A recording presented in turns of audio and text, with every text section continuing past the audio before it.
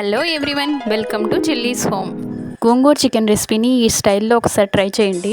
Chicken సాఫ్ట్గా పుల్లగా జీడిపప్పులతో భలే ఉంటుంది. యూట్యూబ్లో గోంగూర చికెన్ అని కొడితే వచ్చే రెసిపీ స్టైల్స్ నేను కూడా ట్రై చేశాను, కానీ వాటన్నిటికంటే నాకు ఈ స్టైలే బాగా నచ్చింది. సో మీరు కూడా ఒకసారి ట్రై చేయండి, మీకు తప్పకుండా నచ్చుతుంది. ఇంకా నెక్స్ట్ రెసిపీలోకి వెళ్తే ఫస్ట్ గిన్నె వేడి చేసుకొని అందులో ఆయిల్ వేసుకోవాలి.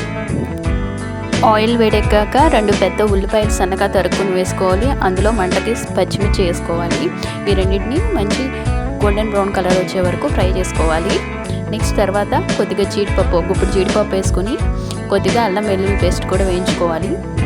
నెక్స్ట్ చికెన్, ఇది ముందలే మ్యారినేట్ చేసి పెట్టుకున్నాం 1 అవర్ పాటు.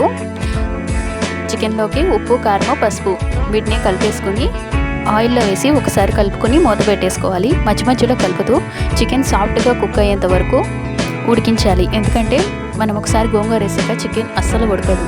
సో ముందలే మనము చికెన్ని కంప్లీట్గా కుక్ అయ్యే వరకు ఉడికించుకోవాలి.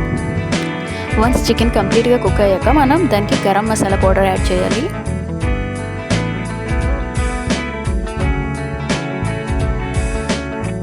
నెక్స్ట్ గోంగూరని మనం డైరెక్ట్గా వేయకూడదు, కాసేపు ఎండలో ఆరబెట్టేసుకుంటే ఇలా తడి లేకుండా అయిపోతుంది. దీనివల్ల కూర టేస్ట్ చాలా బాగుంటుంది.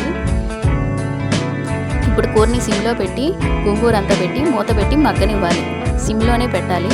ఒక 5 మినిట్స్ తర్వాత తీస్తే ఇలా గోంగూర అంతా మెత్తగా మగ్గిపోయి ఉంటుంది. దీన్ని ఒకసారి కలుపుకొని మళ్ళీ మనం మూత పెట్టేసేయాలి. ఇలా మన గోంగూర ఫ్లేవర్ అంతా చికెన్ పట్టే వరకు అడుగంటకుండా కలుపుతూ నిదానంగా ఉడికించుకోవాలి. ఈ స్టేజ్లో ఉప్పు, కారం ఒకసారి టేస్ట్ చేసి మనకి రుచికి తగ్గట్టుగా వేసుకోవాలి. ఇప్పుడు దీన్ని కలుపుకొని మళ్ళీ మూత పెట్టేసుకుందాం. నెక్స్ట్ ఇలా నూనె పైకి తేలే వరకు వేయించుకోవాలి. అప్పుడు మన గోంగూర కూడా కంప్లీట్గా ఉడికిందని అర్థం.